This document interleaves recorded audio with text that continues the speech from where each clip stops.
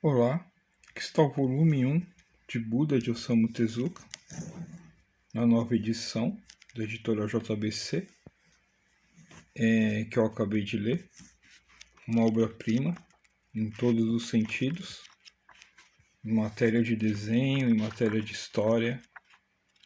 Uma obra-prima absoluta, uma das maiores obras-primas da humanidade. Nota 10 para cada página dessa obra. Se você leu alguma obra mais antiga de Tezuka, como Pinóquio, você pode ter uma ideia, você pode imaginar que essa obra não seja tão boa. Eu li o Pinóquio e não achei tão bom. Eu já sabia que provavelmente não era tão bom o Pinóquio, porque eu li muitas opiniões a respeito, mas como eu amo o Tezuka, eu quis ter o Pinóquio. E realmente não é uma leitura marcante, mas esse aqui, como eu já falei, é uma das maiores obras-primas da humanidade. São dezenas e dezenas de cenas marcantes, mas eu vou citar só nesse volume, mas eu vou citar apenas 5, para não ferir direitos autorais. Eu preciso citar a cena da lebre que se sacrifica para salvar a vida de um viajante faminto. O viajante estava morrendo de fome e de cansaço, então os animais da floresta trazem algo para ele comer. O urso traz uma coisa, o urso traz um peixe, se não me engano.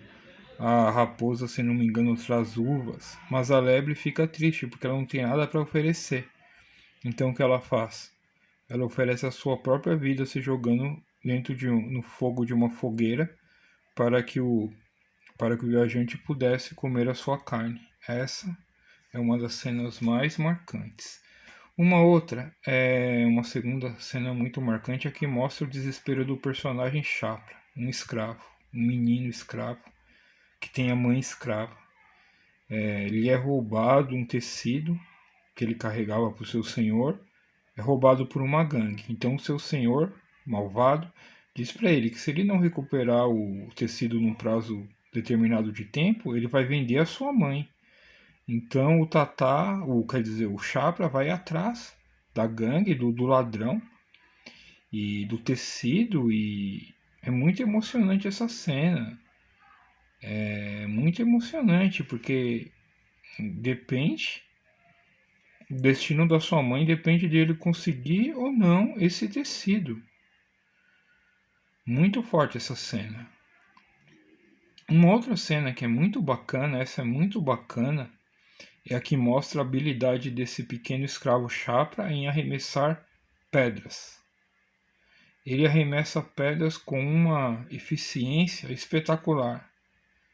É como se ele fosse um habilidoso arqueiro atirando flechas que acertassem bem no alvo, mas ele faz isso com a mão, atirando pedras.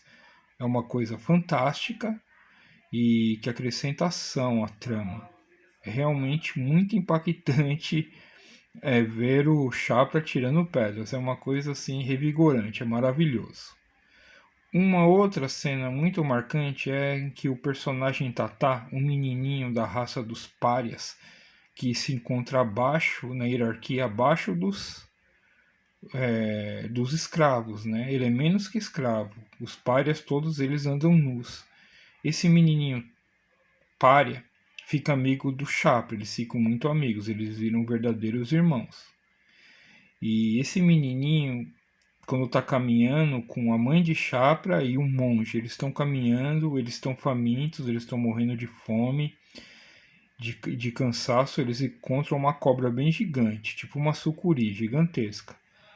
Aí esse menino, que tem poderes especiais, conversa com a cobra mentalmente, pergunta se ela poderia ceder alguns de seus ovos para matar a fome dele e dos dois amigos. Aí a cobra respondeu mentalmente que sim, que poderia, desde que eles, um deles, um deles se desse para ela devorá-lo. Por quê? Porque ela também estava muito fraca e ela ia morrer se ela não se alimentasse, né?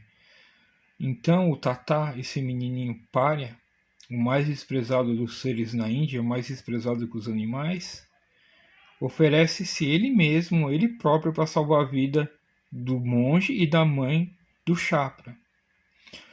Na verdade, ele propõe que eles tirem na sorte, só que ele trapaceia ao seu desfavor, ou seja, ele trapaceia para ele perder, porque ele é muito nobre e bondoso e ele queria dar vida, né? E ele entra dentro da cobra se despedindo, ele entra dentro da boca da cobra e ainda fala que sente geladinho lá dentro, né? Que sente geladinho. Então essa é uma das cenas mais belas de todos os tempos. E finalmente uma cena muito marcante é quando o Chapra é condenado à morte. A mãe de Chapra é condenada à morte de uma maneira muito assim, brutal, né?